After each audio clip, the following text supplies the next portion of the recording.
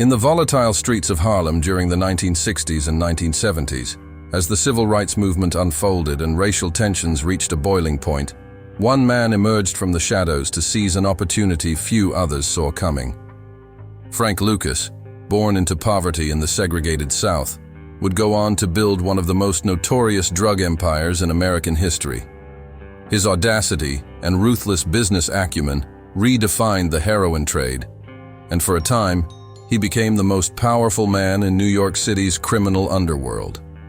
But the price of his meteoric rise was not just measured in wealth or violence. It left an entire community decimated by addiction, corruption, and despair. Frank Lucas is often remembered as a symbol of the American dream gone wrong, a man who clawed his way to the top, breaking all the rules along the way, only to watch his empire collapse under the weight of its own contradictions.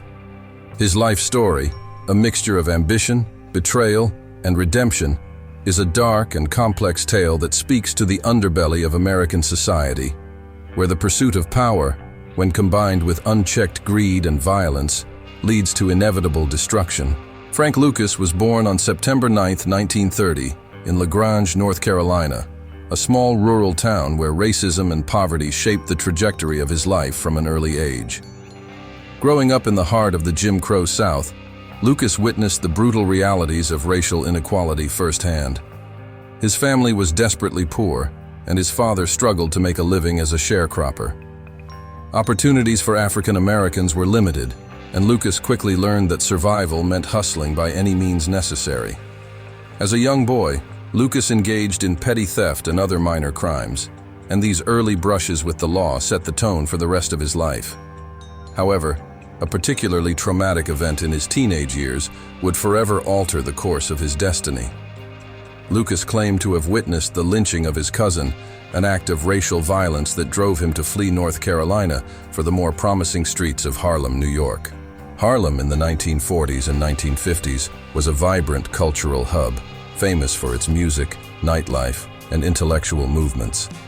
The Harlem Renaissance of the 1920s had solidified the neighborhood's place in African American history, and despite the economic challenges that plagued its residents, Harlem remained a beacon of black pride and resilience. But beneath the surface, it was also a battleground for criminal enterprises, from illegal gambling rings to drug dealers preying on the community's most vulnerable. It was in this dual world, where hope and desperation collided, that Frank Lucas began to find his footing. Lucas's arrival in Harlem marked the beginning of his apprenticeship in the world of organized crime. It wasn't long before he found himself under the mentorship of one of the most infamous figures in the Harlem underworld, Ellsworth "Bumpy" Johnson. Bumpy Johnson was a towering presence, a gangster who had managed to straddle the line between criminality and community leadership. He was both feared and respected in equal measure, and his influence in Harlem was unparalleled. Under Bumpy Johnson's tutelage, Lucas learned the intricacies of the criminal world. Johnson operated at the intersection of crime, politics, and business, and he taught Lucas the importance of strategy and intelligence over brute force. Lucas observed how Johnson kept peace in Harlem, balancing his relationships with corrupt police officers, politicians, and rival gangsters. More importantly, Johnson taught Lucas that loyalty was the most valuable currency in the underworld. For years, Lucas was Johnson's right-hand man, carrying out his orders and earning a reputation as a capable and trustworthy enforcer. When Bumpy Johnson died in 1968, Harlem's criminal underworld was thrown into turmoil. Rival factions vied for control of the lucrative drug trade, and the Italian mafia saw an opportunity to increase their influence in the area. But Frank Lucas, who had been quietly observing and learning from Johnson for years, saw an even bigger opportunity. He didn't just want to take over Johnson's empire. He wanted to create something even bigger, more powerful, and more profitable than anything Harlem had ever seen. In the years following Bumpy Johnson's death, Lucas began to expand his influence in Harlem's drug trade, but he wasn't content with the status quo. He knew that the existing model, where dealers bought their product through a series of middlemen, each taking a cut, was inefficient and left too much room for corruption and competition. Lucas's vision was to go straight to the source of the heroin itself and cut out all intermediaries. If he could secure his own supply chain, he reasoned, he could control both the quality and the price of the heroin, giving him a monopoly over the market. It was an audacious plan, but Lucas had the connections and the will to make it happen. Using contacts he had developed in Asia, Lucas arranged to purchase high-grade heroin directly from producers in the infamous Golden Triangle, a region known for its opium production. To transport the drugs back to the United States, Lucas orchestrated one of the most audacious smuggling operations in history. He used U.S. military planes returning from the Vietnam War to smuggle heroin into the country, hiding the drugs in the coffins of deceased American soldiers. This operation was both brilliant and deeply cynical, playing on the chaos of the Vietnam War and the U.S. government's lack of oversight. By the time law enforcement began to suspect what was happening, Lucas's operation was already entrenched. His product, branded as Blue Magic heroin, was purer and more potent than anything else on the market. And because Lucas had eliminated the middlemen, he was able to sell it at a lower price. This combination of quality and affordability allowed him to quickly dominate the heroin trade in New York City. At the height of his power, Lucas was making an estimated $1 million a day in drug profits. He expanded his empire beyond Harlem, establishing connections in other major cities across the United States.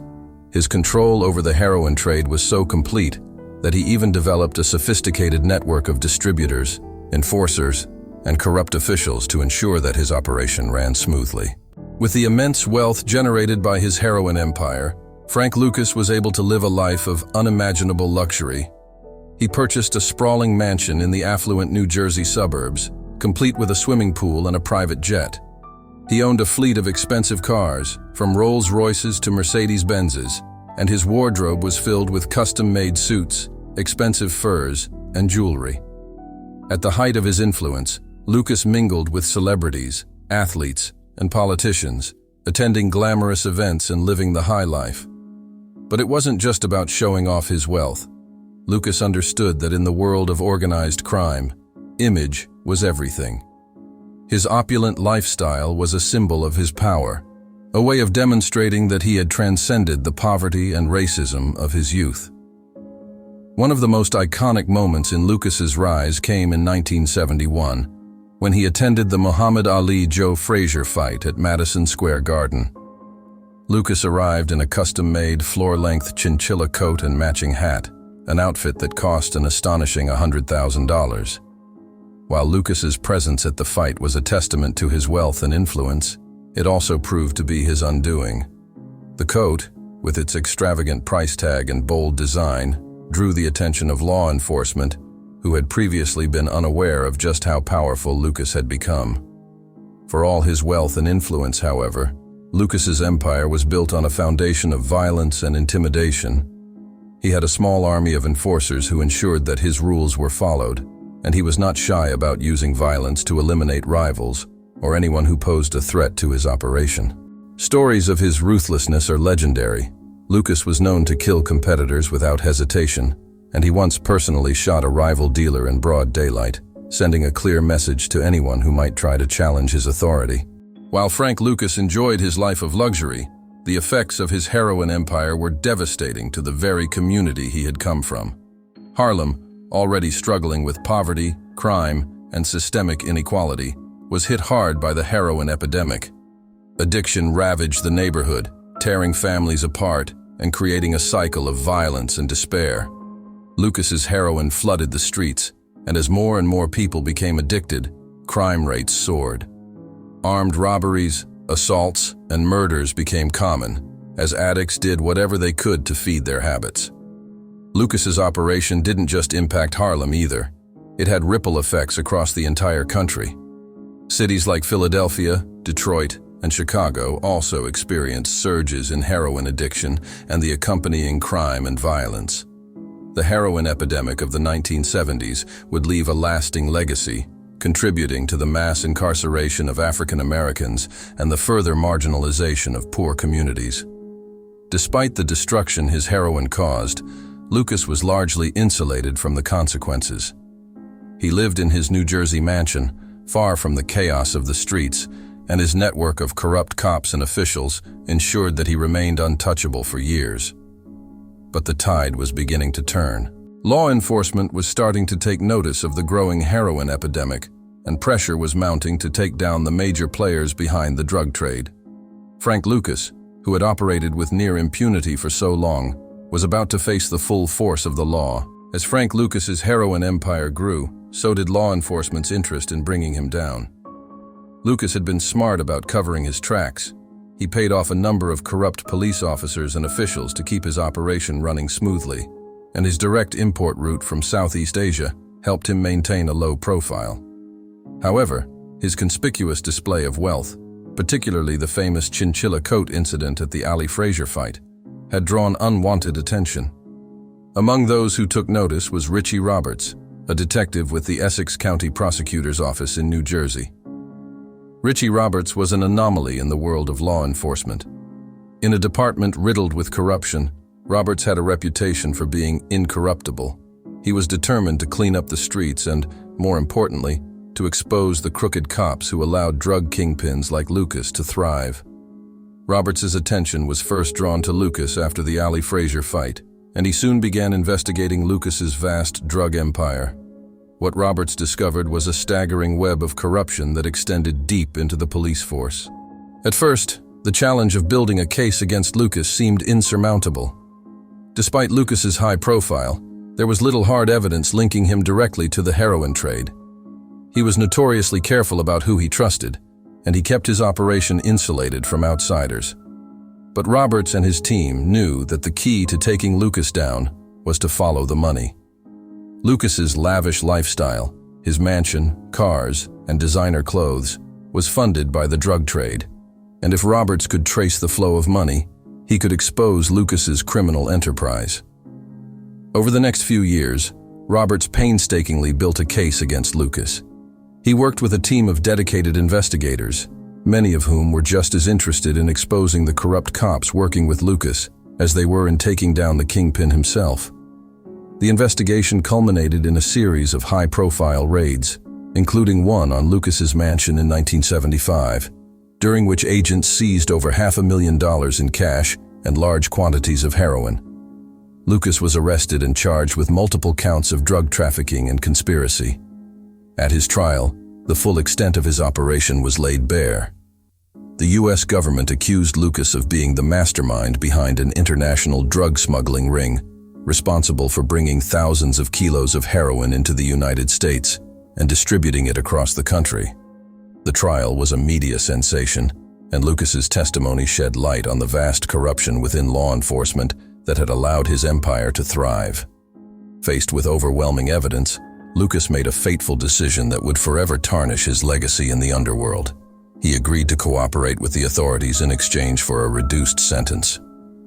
In what was seen as an unprecedented betrayal in the criminal world, Lucas provided information that led to the arrests of over 100 drug dealers and corrupt police officers, including many who had been on his payroll.